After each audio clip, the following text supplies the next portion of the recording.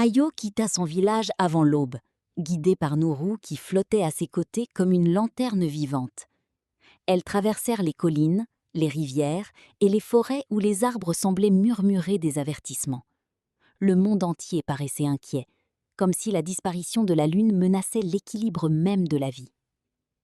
La flamme des rêves se trouvait selon Nourou dans un lieu oublié, le sanctuaire des murmures, un temple ancien où les rêves des humains étaient autrefois protégés. Mais personne n'y était allé depuis des siècles. Les chemins étaient effacés, les repères engloutis par le temps. En chemin, Ayo rencontra des êtres étranges. Un vieil homme qui avait perdu son ombre, une femme dont les yeux ne voyaient plus que le passé, un enfant qui ne pouvait plus rire. Tous semblaient victimes du même mal, l'extinction des rêves. Ayo comprit alors que sa quête n'était pas seulement pour la lune, mais pour l'humanité entière. Après plusieurs jours de marche, elles atteignirent enfin une vallée silencieuse. Au centre se dressait une porte gigantesque, sculptée dans une pierre noire. Sur sa surface, des symboles brillaient faiblement, comme des braises mourantes. « Voici le sanctuaire », dit Nourou.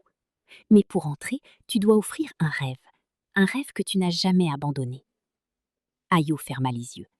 Elle pensa à son désir le plus profond, voir un monde où les enfants n'auraient plus peur de la nuit, où la lune brillerait sans larmes, où les histoires vivraient encore. Si tu veux connaître la fin de cette histoire, like et abonne-toi pour découvrir la dernière partie de cette légende.